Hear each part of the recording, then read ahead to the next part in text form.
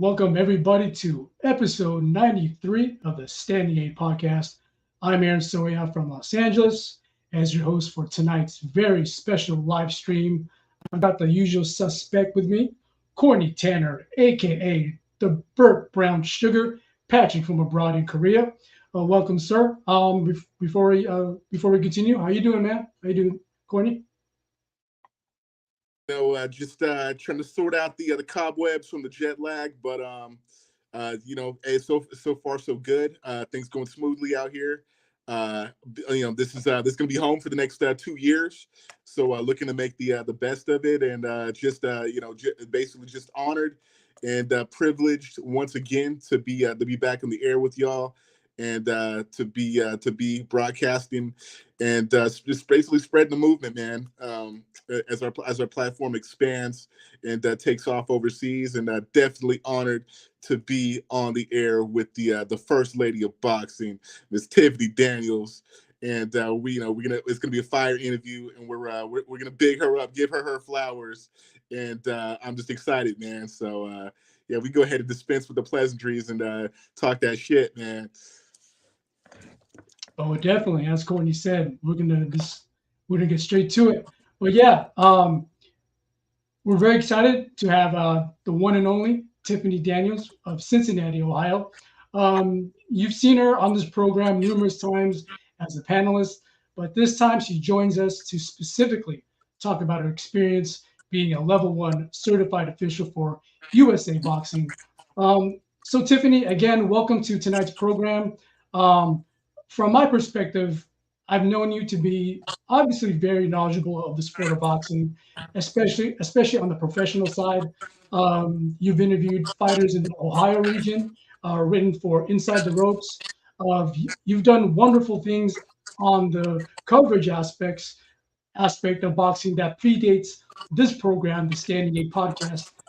Now, recently, you became a level one certified official for USA Boxing. My first question is kind of in two parts. When did you start the process of applying for level one certification? And how has that transition been for you, I guess, psychologically from being an observer of boxing to now being an active participant in the sport? Well, I started. Thank you for having me, by the way, and it's good to see you, Courtney. Thank you for your service. I got a heart for. My dad was in the Air Force, so all the service people always got mad love for him. Well, I started back in November, I believe. I believe it was November is when I actually started the process, and then I was able to take the pathways test, and within a month I was done after I took all the tests, and I was already in pathways. But I can break down a little bit of how that all works, because you don't become level one certified until you go to a workshop as well. So I Sure. didn't get the workshop until I believe it was May, but I was able to do things inside without being level one certified. I was still able to work shows and do things. And that's what a lot of people get scared of. Like, they don't just throw you in the ring and you become a referee or a judge. They baby walk you, and they make sure that you're ready. So when I got my passbook, I got my passbook in December.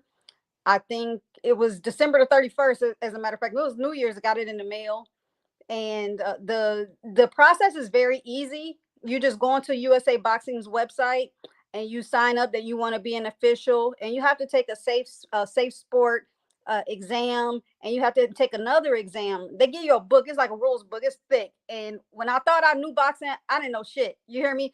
I was over there lost. I'm like, man, I studied and studied, and it was still like it was stuff I didn't know, and that's okay. You're not going to know everything, because it's a little bit different than professional boxing. It's a little bit different as far as scoring and things like that. So I did all of that in December, and then I think I did my first show probably in March. So they allow you to be like the timekeeper or a clerk or work the glove table, and you can get started doing that. And then if you're good at it, they keep making you do it. Just FYI. And then once you take a seminar or a workshop, you become level one certified, and you can become a judge, or you can become a referee if that's what you want to do. But what was the second part to that question? What was it? How was the I transition? guess how has that transition been for you psychologically from being an observer of the sport now being a hands-on participant in boxing? Well, it's tough because bias is there, right? You can always be biased. You like your fighters, you want them to win, so that's always there. But I've always been in the sport of boxing for the past 15 years, so I always felt like I was no longer an observer. I've worked shows, I've done the back of the house. So, like, if you don't know how that is, like what promoters do, and we see all these grandiose shows and things like that, those promoters put in work to make that stuff happen.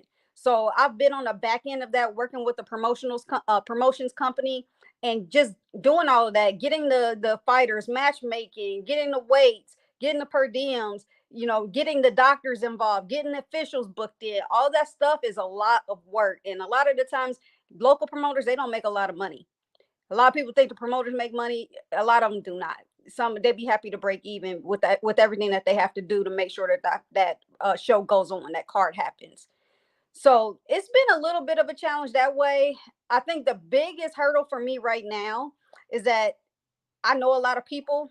I got a lot of friends all over my city and in different boxing gyms and communities. So, like, when you go out of town or you see them, you can't really talk to them because then people would think that you're gonna like pick their fighter to win in the amateurs and things like that. So that's one of the biggest hurdles. Right, right. And also, you kind of alluded to this on my next question. Now, when someone thinks of the label certified official, I think one might be tempted to make that synonymous to one particular role. But being a certified official, you already alluded to this. It actually encompasses many duties required to operate a boxing card. For our viewers and listeners out there, again, if you can, what are the actual assigned duties of a certified official? So all of the officials of the any of the officials that are certified level 1 or higher, you can be a timekeeper. So that's the person that rings the bell and gongs it and do the 10 seconds. So every job, I'll tell you, when you start out, it is very like, it gives you anxiety because you don't want to miss out on the time and you're watching the fight, like when you're the timekeeper. So every job is kind of like makes you a little anxious, but once you do it, you'll be fine. So you can be a timekeeper. You can work the glove table. So every show got to have provide gloves. In USA Boxing, they have to, whoever's throwing that card has to provide the gloves, and for the most part, the headgear. So we have to make sure that those are USA compliant and that they're using the right size glove for the right size fighters. Sometimes cars just use the same size gloves for everybody, and that's fine too, to make it easy. And you're basically checking hand wraps, making sure they're done correctly and the gloves are correct. The clerk, there's a clerk position. The clerk basically puts in the notes inside the passbook. Every fighter, every official, and every coach gets what's called a passbook. It looks like a little passport. Officials are blue, coaches are red, and I believe fighters are white. And in that book, every book is different because you do different things. But in a boxer's passbook, it breaks down like every fight that they do, whether or not they won or lost that fight, and how they won or lost that fight, and anything that had to do with the doctor. Like the doctor, he does his checks, blood pressure, and does all those kind of things. All of those are recorded in that passbook. So as a clerk, your job at the end of the fight, at the end of the bout, is to record the results and sign off on it for that particular fighter. And in some cases, a lot of the times, if we're shorthanded, I'll do also the supervisor duty if I'm also doing a clerk. And that person collects all the scorecards from the judges and tallies up the score. And that's the person. You can be Steve Harvey. You can have that Steve Harvey moment and write the wrong score down and put it to the wrong fighter. So you got to be ready. So the supervisor does that. And then we have the judges, of course. You can either have 3 or 5 judges, depending on how many people are there, whoever is running the show. And then also you have the referees. Typically, when you have level 2 or 3 officials, they are what's called the official in charge. And that's the person who's basically running that show. So a person who, say you have a boxing gym and you want to do a show and you get it sanctioned through USA Boxing, they reach out to an official in charge. And that person is the person that makes sure that card goes the way it's supposed to do, the rules are met, and everybody is safe.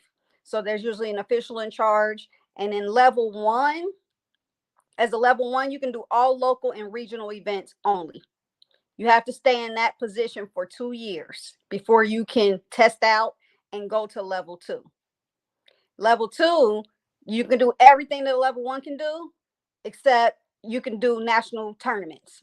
So, if you see all the kids that's going to the nationals, only level 2 certified officials can go there, level 2 and higher. And then when we get to the Olympic level, you have to be level 3. And it's 2 years between each of those. So you can't just jump in and be a level 3. You have to work your way up. You have to show certain skills, and you get graded on that stuff. They take, when you score, or when you're a judge, they take your scorecards and they use that, and they put that into a system, and they make sure that you're doing the right thing. You have to be invited, basically. So you can't just be a crap judge and then get to go to the Olympics. It doesn't work that way. Interesting stuff. Courtney, I'll let you have it because I have more follow-up questions, but I want to give Courtney his due time. I'm sure he has some questions for you, Tiffanie, but go ahead, Courtney. How many events have you worked so far in your capacity as a level 1? 20. I could have done more, and I've turned down some. As a matter of fact, I went to Omaha, and I got invited to work on Bud's show as an official, and I just didn't have the time. That's good stuff. That's good stuff. And as far as those 20 events that you've done so far, and you mentioned Bud's card, which you got invited to. What were some of the particular events that were fell into those 20? So, like, what position did I do? What position and what particularly what events were those? Oh, okay. So most of the ones that I've had so far have been regional events or local events. So like Cincinnati Golden Gloves, when they have a show, any of the Real Deal Boxing here in Cincinnati, when they have a show, all of the cards that are here in Cincinnati locally, I try to make if I can do it. If it's within my schedule, I try to support my local team. And then I will branch out. I did a show in Columbus, Ohio.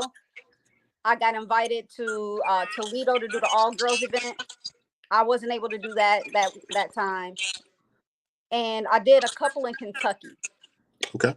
And so it's just like local boxing gyms. Like anybody who has a gym can have a card, as long as it's sanctioned by USA Boxing. We follow those rules to a T. That's good stuff. That's good stuff.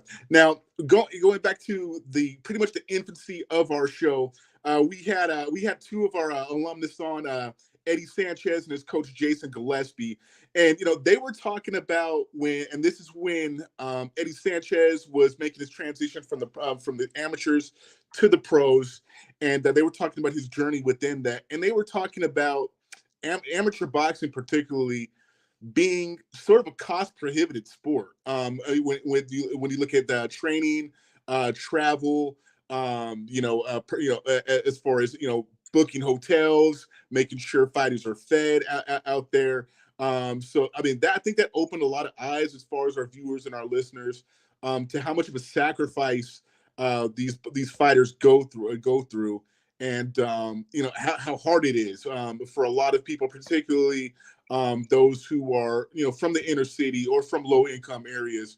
And that opened a lot of eyes as far as how cost prohibitive things can be, and how much support financially these fighters need. Now, as far as you, Tiffanie, as going into being the official and being on the other side of that, well, give us a kind of a breakdown of the financial resources needed to take the steps that you're taking as far as moving up the scales as being a certified official. Okay, and what a lot of people fail to realize is that officials, we don't get paid. We're volunteers. We actually pay to be there for the most part. So the first step, the first piece in that financial is that you'll have to get your USA Boxing, you have to get registered through USA Boxing to be started out with. I think that was like $95 or something to that effect. And that includes a background check. So you get a background check, and that I think I paid less than $100. It was last year. But outside of that, each show, no matter where it is, that's gas costs that you got, wear and tear on your car. If you're going to nationals, that means you got to pay for a hotel and you got to be without, out of work for a week to be an official.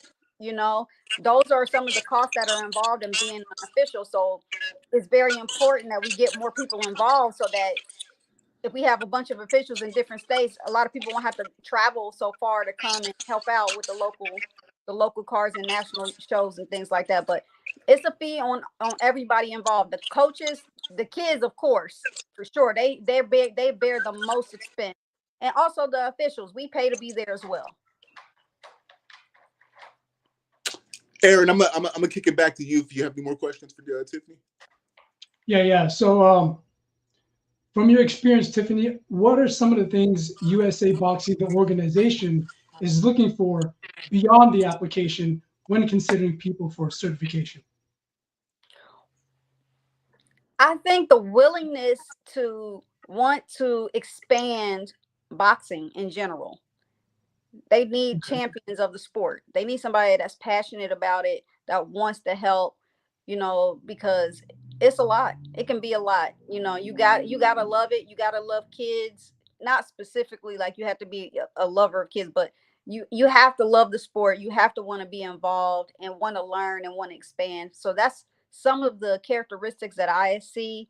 But right now, a lot of places, a lot of states and local boxing areas are struggling to get officials.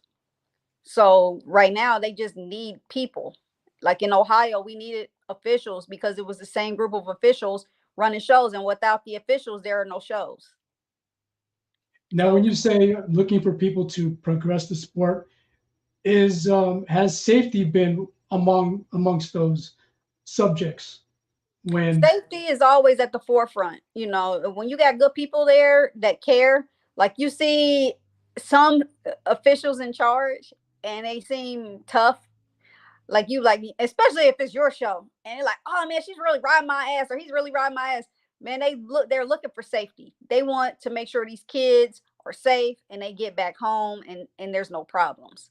So they check for everything. That official in charge is checking that ring, checking everything, the turnbuckles, the gloves, the kids. I mean, they don't want anything bad to happen to any of the kids. Nobody that I've met.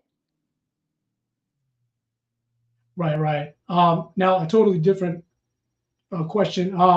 As you know, we had Michael Campbell on our program this past March, episode 89, who is the National Events and Operations Senior Manager for USA Boxing.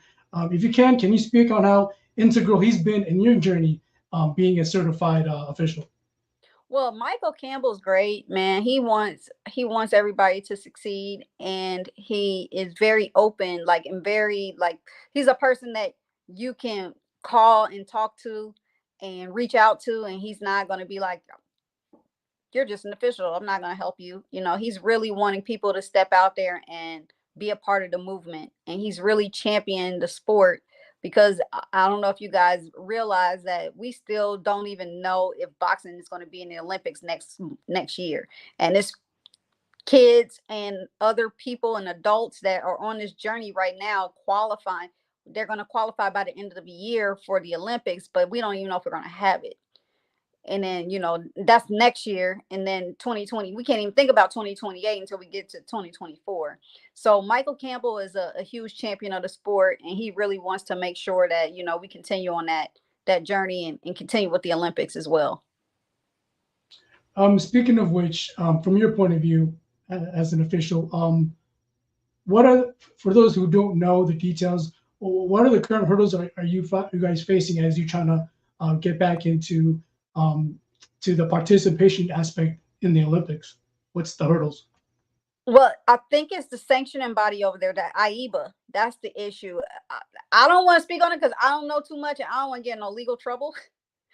But it seemed like there was some corruption there in that regard, and they want to get away from AIBA and get their own governing body to be able to participate in the Olympics. So that's the hurdle. They can't join AIBA.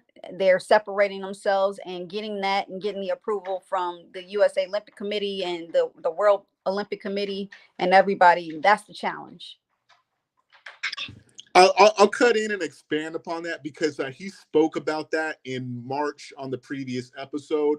So for our viewers out there, what's pretty much the latest and greatest of what's going down as far as amateur boxing status in the next Olympics is as right now it's looking very hopeful that it's going to be a go for 2024. As Tiffanie was saying, 28 is looking a little more uncertain, but we pretty much got to go one Olympic tournament at a time.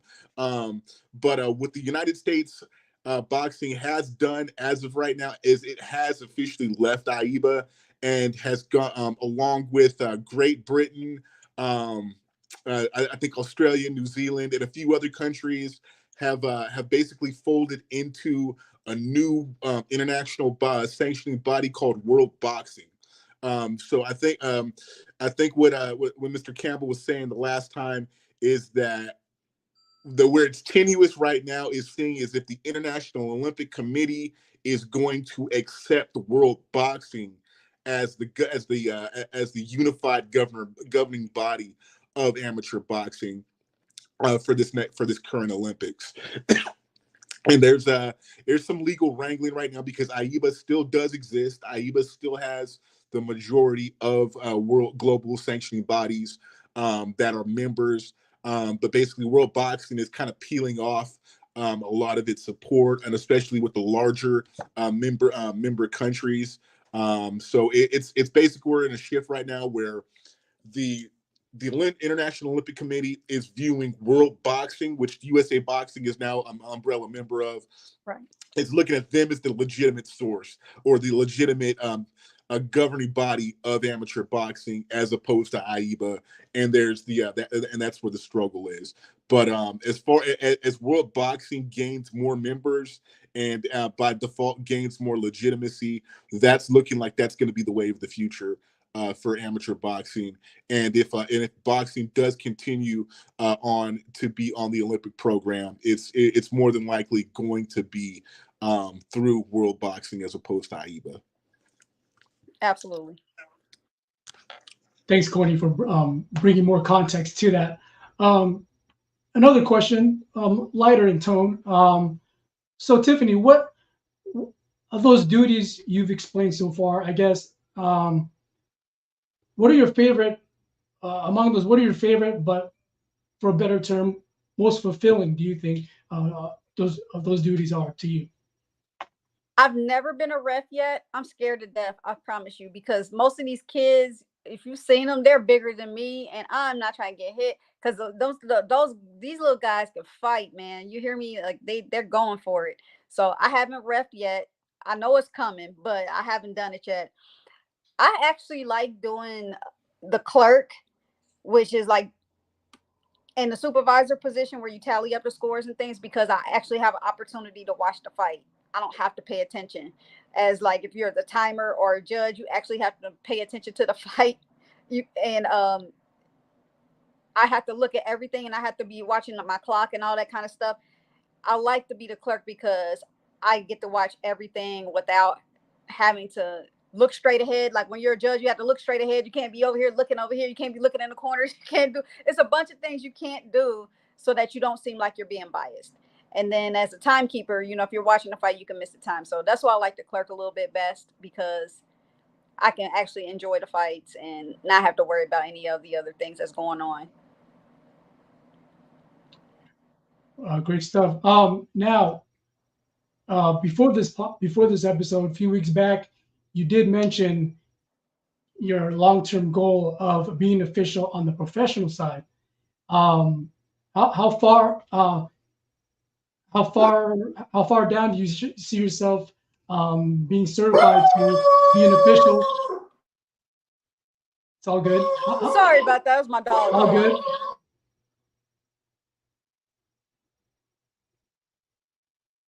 We'll let Tiffanie get situated.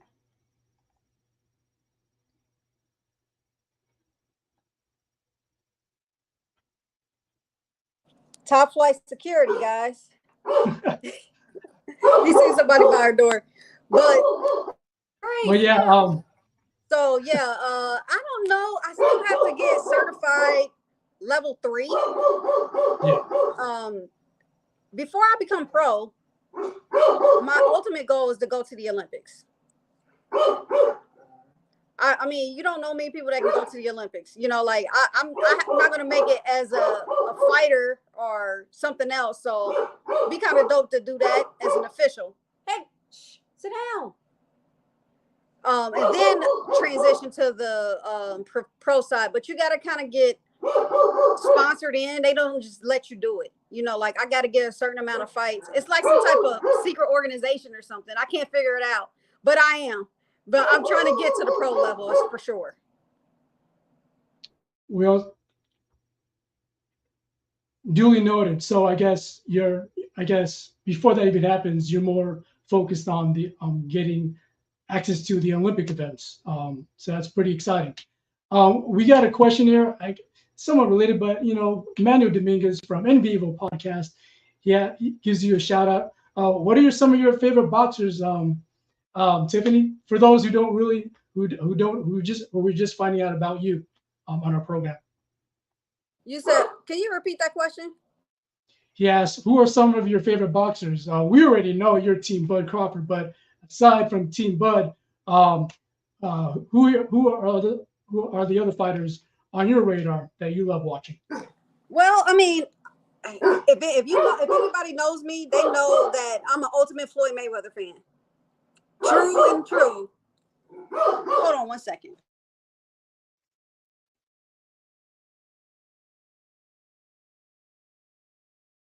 Okay, sorry, my dog is going crazy.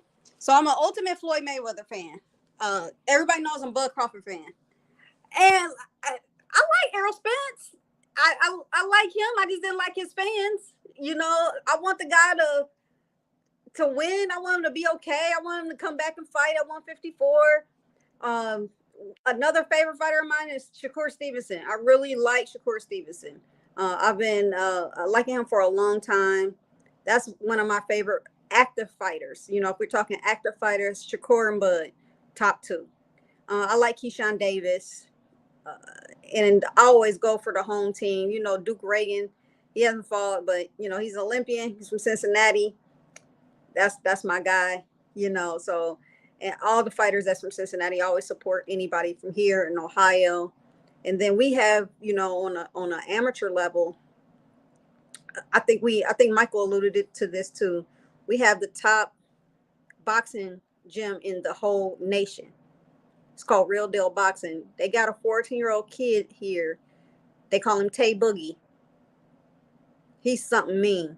I can see him going to the top.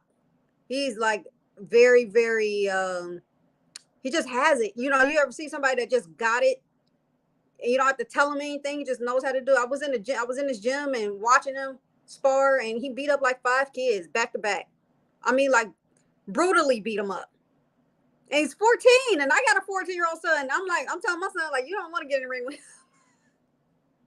But yeah, this kid is really, really good. But that's on the amateur level. And then I don't know if you guys know Rashid Warren, 3-time Olympian, former professional from Cincinnati, Ohio. He's now the head boxing coach for Cincinnati Golden Gloves, and he gets it. So I expect big things from that gym as far as competition and as far as Olympic style, because he knows what to do. He knows how to teach them how to get to the Olympics for sure. And he had those kids putting in work. So I'm actually going to be going to every boxing gym here in Cincinnati and just visiting, so it won't seem like I'm biased or, you know, like I'm friends with Rashid Warren. I am, but that's beside the point. I don't want the other gyms to feel like, you know, all the boxing officials are down at Cincinnati Golden Gloves because they have the most support. And Rashid Warren is a good one, good one to have on that list. And also former a bantamweight world champion as well with Rashid Warren. And shout out to him. Shout out also to Marcus Nall and Ohio Runs Boxing, one of our partners here on the for Standing 8.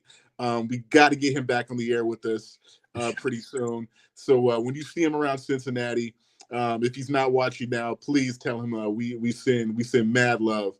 and we definitely need to get that energy back on the broadcast here. Absolutely. That's my guy. I love Marcus. Ohio runs boxing. He's about an hour and a half away from me. He lives in Columbus, Ohio. But he definitely puts on for Ohio. They was giving him hell for what's her name? Alicia Bumgardner, because she's from Ohio. They giving him hell. So yeah, there you have it for the main part of this episode. Again, Tiffanie, I know you're gonna still be on with us, but we appreciate you being the interviewee. Sharing your experiences with us as you being a certified official for USA Boxing. We know you're gonna do big things. We know you're gonna kill it. You're killing it at level 1. You're gonna kill it at level 2, level 3. We're sure you're gonna make it to the Olympics, and hopefully, and I know we know you are the professional side. Any last words for this part of the segment? Or you know what? Any words of advice or encouragement to those who are looking to apply for certification as an official? My advice is just do it, man. Just get the book, take the test, and get certified. Any help that you need, anybody, you can reach out to me. You can reach out to your local area, and they will help you.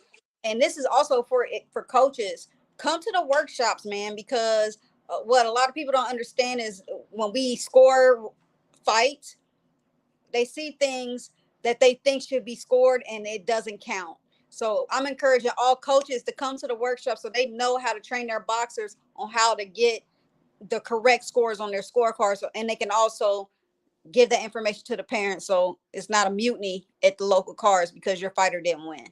But I encourage anybody and everybody who loves the sport of boxing to get certified. If you can't get certified, just support. Just support your local boxing gym, support your local boxing shows. Come out, see the kids. We know how much it costs for them to be there. They could use all the support getting the nationals, and this is a lot of their way out. So just come out and support the kids and see their dreams come true.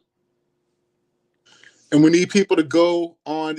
We need people to go on USA Boxing, and I believe if you go on the website, it's got the particulars to how you can make a monetary donation to United States Boxing. We encourage people to do that, man, because the thing is about being in the United States, where it's a little different than the other governing bodies worldwide, is that we don't get any type of government funding or government support in the United States. It's all on the generous donations of the people and of the people in the boxing community. There's no government subsidies here. I think that's been a big part of why that's put USA, American amateur boxing, on the back foot as of recent years. A lot of y'all can harken back to the 80s, 90s, 70s, 60s, where you look at those Olympic Games and the United States was just flying, was just running it. Whereas we find ourselves in our present circumstance. Clarissa Shields and Andre Ward, the last Americans to win gold medals in boxing. There's been a lot of medalists, but those gold medals, where the United States has been at the top of the podium, it's been a while, especially on the men's side. Where we as people who support boxing and want to see it grow and want to see these, we all love good, pro boxing. We all love buying pay-per-view. We all love chopping it up about these guys who are on the highest levels, particularly, what we just saw with Bud Crawford and Errol Spence. These guys have to come up from somewhere, and they are both alumnus and products of USA Boxing, the American amateur boxing system. They didn't just wake up, turn 18 one day, and said, I'm gonna be a world champion. No, there's a lot of love and cultivation that had to go into these guys that we see at the highest highest echelons and the highest levels. And if you look at Bud Crawford, and you look at Errol Spence Jr., they're two individuals who did not come from money. Errol Spence's parents are, fairly working class, middle class, whatever. Bud is from, the inner city, the straight up hood in, saying in North Omaha. So there's this is not a sport that is it's not cricket, it's not rugby, it's not polo. You don't really come from money to do this, but it's a sport that is cost prohibitive and it costs a lot of money. And it's like PBS, man. This basically goes down through the generous contributions from viewers like you. So we don't like to we don't like to pass the plate around on this show as per se, but we are always we're as far as we're here to talk about boxing, we're here to put it on for y'all, but we are also here to support the youth. We're also here to support the system that brings these guys up who are going to be the future Hall of Famers on one day. That's one of the reasons we're doing this interview with Tiffanie Daniels, the First Lady, because she is someone who is on the front lines and grinding on the daily basically to advance and to grow this sport. And so if we're just saying, if y'all want to see the sport advance and grow, if y'all want to see the next crop of guys that are going to make you want to stand on your couch and cheer and throw popcorn up in the air and throw beers at the table when they lose or whatnot, hey, go on to USA Boxing, drop a little $5, $10, $20 donation, yo. And not everybody has to be a baller. You know what I'm saying? You ain't gotta show up at your local gym with with a duffel bag full of money or whatever. But that's not needed. What's needed is everybody just deciding to do a little bit of something, and that's going to go a long way for supporting youth and for supporting our young men and women who are coming up through this system because they've got big dreams, they've got big hopes, they've got big aspirations. And statistically, not all of them are going to turn pro, not all of them are going to be future Hall of Famers, but that's not what it's about. Every kid we can get off the streets, every kid we can encourage to put the gloves on and put the guns down, every kid who we can encourage to be active in their gym and in their local scenes where they can not only that they can only hone their boxing skills but can plug in the resources as far as getting them help with homework, as far as getting them help with getting in their charter schools, can get them the help with tutoring. Those things go a long way as far as building these kids' characters, instilling discipline in them that's going to make them successful at the next level. So yeah, we're hoping to see future Hall of Famers, but we're also hoping to turn out people who are going to be the future Tiffanie Daniels in the sport, who are going to maybe be like me and join the military and participate in the armed first services boxing programs, or say maybe people who are going to box collegiately and go on to be doctors and lawyers and engineers and things like that. It all starts with youth, with the youth movement in boxing and youth sports as that big umbrella. And that's maintained with generous and contributions from the people at large. So we encourage you all to go on to USA Boxing and do that. And if you're not inclined to do so, hey, find your local gym and volunteer, help out. Hey, bring some water through. Hey, buy kids some gloves. But everybody just doing a little bit of something and finding that in their heart, that's going to go a long way to advance the sport, y'all. So we can't stress that enough, and we can't show enough love to Tiffanie Daniels for what she's doing out there. Wow, Courtney, that was great. that was great. I feel inclined to go to the website right now and put my money in there. Awesome. Great words, Courtney. Awesome stuff from you, Tiffanie, as far as experience being a certified official. So our last segment of this episode, get our quick thoughts on the 3 fights announced for the Canelo versus Charlo undercard on September 30th. I put up the screenshot up about those fights. We have the 12-round super welterweight bout between Jesus Ramos Jr. versus Erickson Lubin. Ramos Jr. 20-0, 16 knockouts of Arizona. Erickson Lubin, who we're all familiar with, 25-2, 18 knockouts. Unfortunately, all two of his losses not by knockout, unfortunately, hailing from Florida. Next, we have the interim WBC welterweight title, Yordenis Ugas versus Mario Barrios. Ugas is coming off his his last fight, it was a 10th round TKO loss to Errol Spence Jr., who who needed some time to recover from his right swollen eye at the hands of Errol Spence.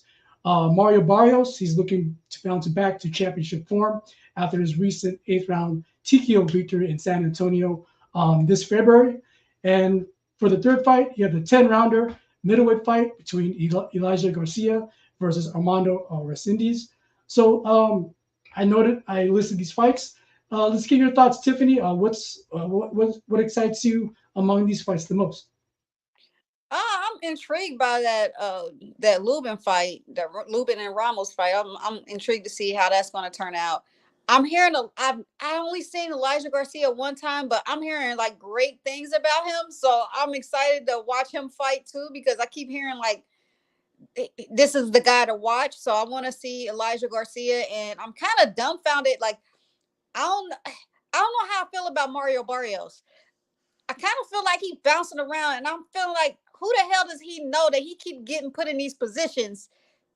I don't know if I like that fight. I'm kind of dumbfounded. I was lost on that one. I just don't know who he knows, and so I'm just trying to still figure that out. And I'm like, hey, what weight is he? And he's, like, I don't even know, is he at 147? If he's at 140, is he at 135? I don't know where he belongs, but for whatever reason, he keeps getting put in great positions to fight. So whoever his manager is, a lot of people need to look that person up. I agree. I think Thurman. I'd say 147 is his home now.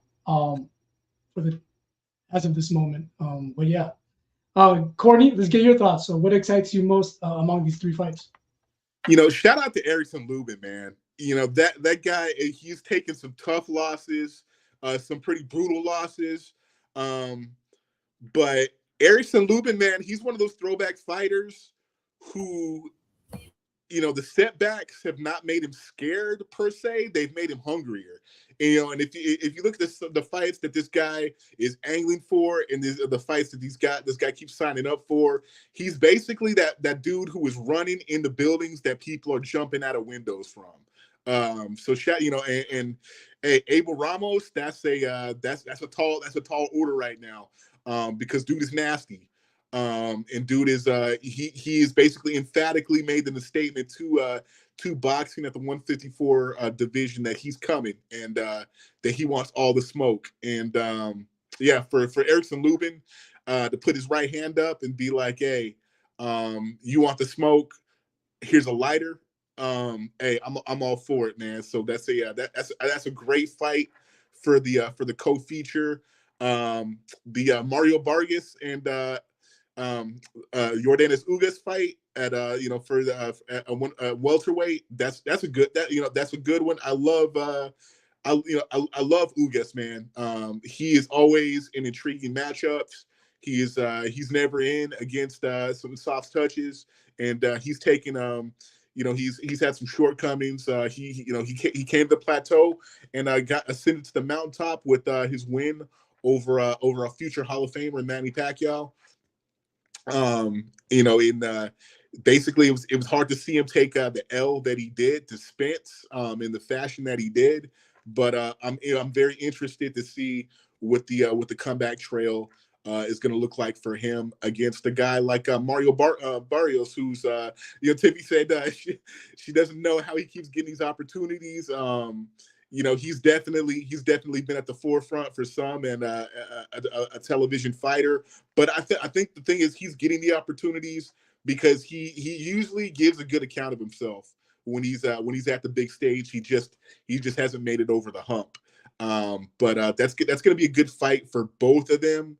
I think it's a crossroads fight where there's not going to be much room for the loser to be able to angle for bigger fights. I think the loser is pretty much relegated to gatekeeper status. So when you have matchups like that, I think they're always very intriguing and always going to be very interesting. So that's another good selection for the undercard. And then Elijah Garcia and Resendiz. As I understand it, they're both up and coming fighters. haven't had much television exposure. So I'm looking very much forward to being introduced to them on this card and on this big platform coming up. So I see, I'm getting older. My eyesight's not, what I'm saying, but I think with that hat, I see Michael Gomes has creeped in to the building, and we definitely want to hear what he has to say. So I'm gonna go ahead and slide off and let him slide in, man. What's going on, everybody? What's going on, Michael? To our viewers and listeners, Michael Gomes just patched in from Signature Realty Group, New Jersey. Welcome, Michael. Before we talk about your thoughts of these 3 fights for the undercard, any questions you may have for Tiffanie on her being a level 1 certified official that you wanted to ask? Well, first, congratulations. I'd love to know what the process entailed, right? What did that look like? How long did it take? And what was the protocol? So it's pretty easy, Mike. You go into the USA Boxing website and say that you want to sign up as an official. You take a pathways exam in a safe sport, and you do a background check. That can be done in 2 weeks. But there is an exam. It's an exam. It's an exam you got to take. But I mean, nobody's watching. It's not like a proctored exam. Mm-hmm. So you have the book out. But the rules book is pretty thick, and I thought that I knew boxing, and apparently I didn't. So I was through the questions over and over and over again, just because I wanted to, test myself. I didn't want to just look through the book and find the answers and stuff. So you take the test, and then you get your pathways license. They issue you a passbook as an official, and then you can actually work boxing cards. You can be a timer, you can be the clerk, you can work the glove table, you can do all of those things until you take a seminar. You have to take a workshop. So you do like a 4-hour workshop whenever they give it in your local area. Like I couldn't get mine for 5 months. Mm-hmm. Because they just didn't offer it. Gotcha. I had to wait until it was offered to me. And then I went and I took a 3-hour class with a whole bunch of other people who wanted to become officials or who already were officials and were getting reinstated or renewing and things like that. And they tell you, they go over all the rules. So basically they are certifying you to become a referee and a judge. So you go through all the rules. It's about 4 hours. And then after that, you take a test. And if you pass that test, then you become level 1 certified. And then you can do everything. You can be a judge. You can be a referee. You can be the timer. You can do everything, whatever happens at a boxing show. Gotcha. Is that your goal? Is that your expectation of yourself in the future? Yeah. So so you have to be at like level 1 for 2 years. And then I can move up to level 2 for a couple of years. And then I can move up to level 3 after a couple of years. So level 1, you can only do local and regional shows. I can't do national tournaments. So if I want to do national tournaments, I have to be level 2 certified. So I have to keep going. If I want to be an official in the Olympics, I have to become level 3 certified. They won't let you do it without it. And you got to go through all these extra. There's a couple other things outside of being an official that you have to do to get past those blocks. Mm-hmm. But in order for me to get to that stage, I have to progress. And it's going to take, you have to commit 5 or 6 years to that. And then eventually I want to be an official in the pros. So that's the ultimate goal too. So to go to the Olympics and to go and be an official in the pros, which is separate. It's completely separate system. But I have to do this before I can do that. Well, best of luck on your new endeavor. I mean, that's awesome. And I know for a fact, undoubtedly, you'll get to level 3 and higher because your ambition's there for sure and your passion for boxing. That's awesome. Canelo and Charlo undercard. You guys discussed Canelo Charlo? Yeah. So, what are your thoughts on that fight? What excites you the most of these 3 fights that were recently announced? Actually, what excites me the most, I want to say believe it or not, the Lubin fight. Obviously, I've been a Lubin fan for a very long time. I'm still a little upset that he lost against Charlo in that fight. I still think he had all the right tools and skill set to win. I still think he got hit with a freak punch that put him down to this day. But he's a tremendous fighter, right? I still think he has a lot in the tank, and love to see him on. And it's obviously he's excited and he's eager because he got in there at the very end to take on this fight against Ramos. So I'm excited about that. I'm interested in the Ugas fight just to kind of see how his eye is going to react. Really, that's it. I mean, we know Ugas is a great fighter. Mario Barrios seems to always get an opportunity. He's always there. He's always game. Love that. I think that Ugas will obviously pull a victory there. As far as Lubin, I think that Lubin has enough to pull a victory there as well. I am excited mostly for the Elijah Garcia versus Armando Rosendez fight, simply because these are two young prospects, and I think I think he's going to be a guy who's going to be spoken about a lot in the very near future. He's got a lot of power. He's a great fighter, and I think the odds of this fight are, I think he's like 10-1, if I'm not mistaken, on this fight. So I think Elijah is going to show the world that he's somebody that you should be watching out moving forward in the future. So I'm excited about that. I mean, I'm mostly excited, obviously, to watch Canelo punish Charlo and then go on and punish his brother right after. That's what I'm really excited about.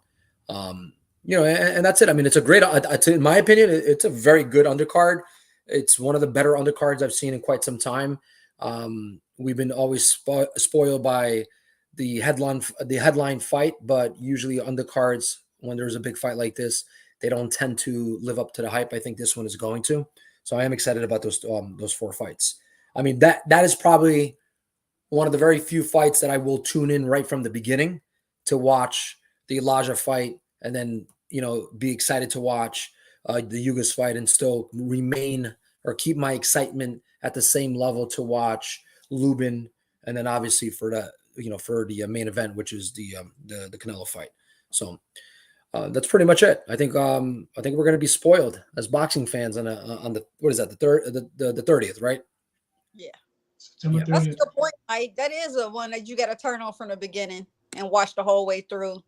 You can't just show up for the main event on that. No, you can't. You can't. This is a very good undercard, very UFC-esque in terms of what Dana White has done. He puts a great undercard with his main fights. This is just as good, if not better, in my opinion. Right? You have some really, really big fighters there. I mean, the Yordenis Ugas versus Mario Barrios fight. I mean, that's a big fight. I think that people are underplaying how big that fight is. It's a great fight.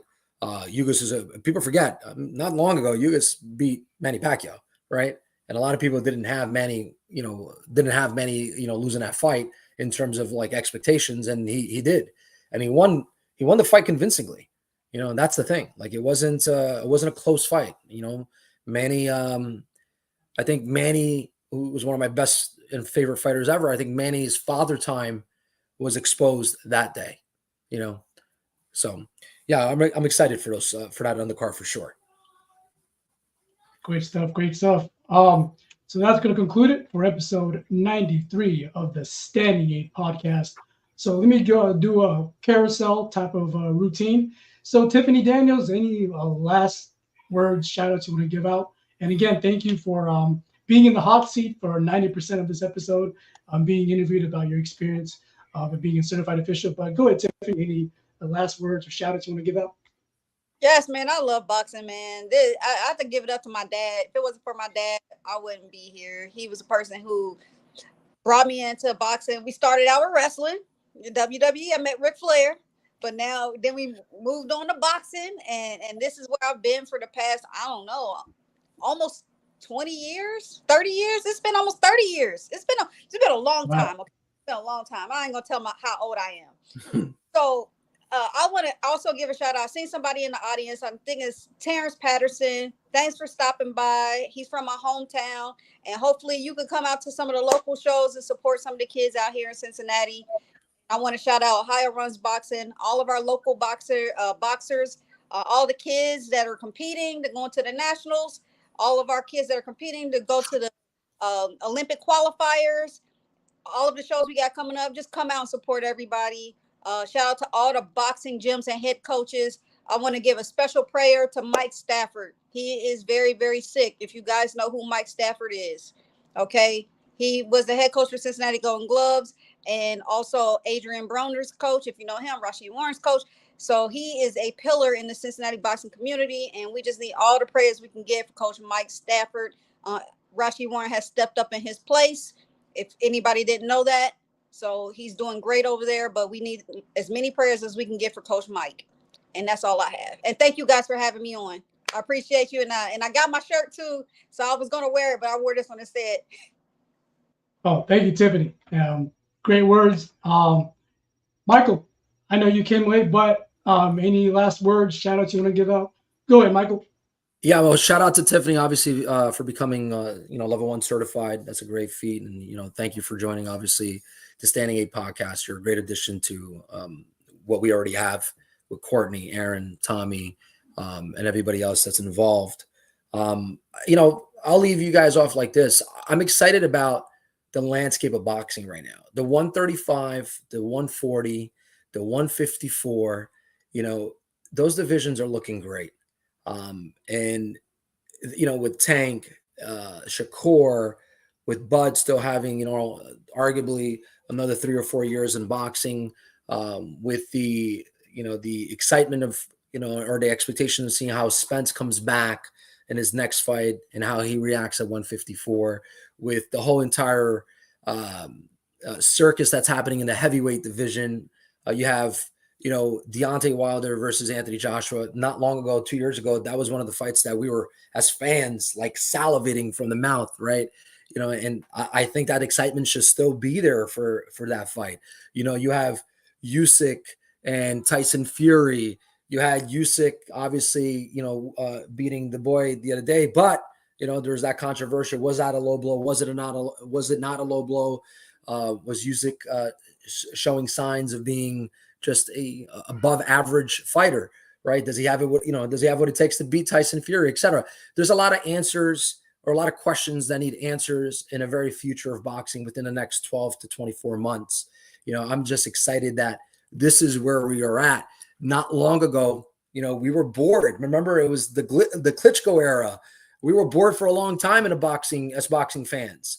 You're not bored anymore. You got real talent. I mean, you got Bud, you got Shakur, you got Tank Davis, you got Devin Haney, right? You still got Loma hanging around. You still got guys like Adrian Broner. No, it wasn't Adrian Broner, I was going to say, but for lack of better words. But you still have some really big fighters out there, Spence, etc., that have another 5 to 10 years of exciting us as fans. So I'm excited about that. We're blessed, right? Because boxing has a lot of years left to thrive, to progress, right? And we're just going to sit here and buckle up and just enjoy the show. Bring the popcorn, baby. Great words, Michael, and I agree in everything you said. Great stuff, Michael. Courtney, what's up, man? Any last words, shout outs you want to give out? Hey, basically want to give a shout out to everybody who's not here right now. Tommy, Stephen Ruiz, D-Rock, Daniel Pena, and just basically everybody who's not here, but everybody who's been along for the ride, everybody who has been integral in the movement.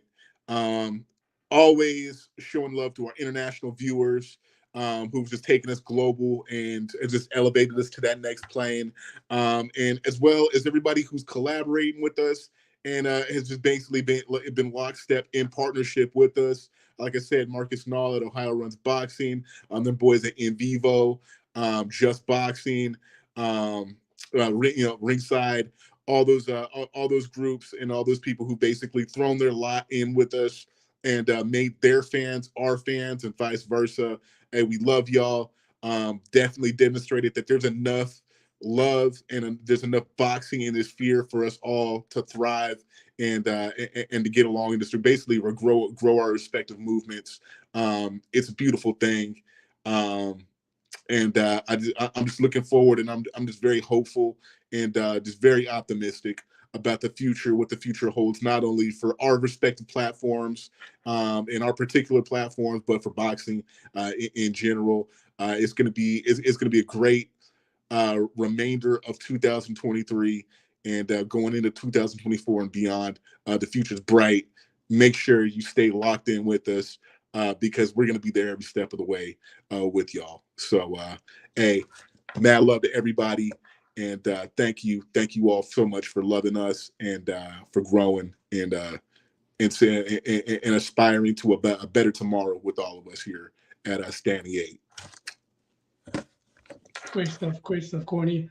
As far as my outro and shout outs go, let me give a direct shout out and thank you to Tiffanie Daniels of USA Boxing, level 1 certified, and also a new member of the Standing 8 podcast crew. Welcome, Tiffany. Also, shout out to you, Michael Gomes, doing big things in real estate. Shout out to Signature Realty, New Jersey. Also, of course, Corny, the Bird Brown Sugar Tanner.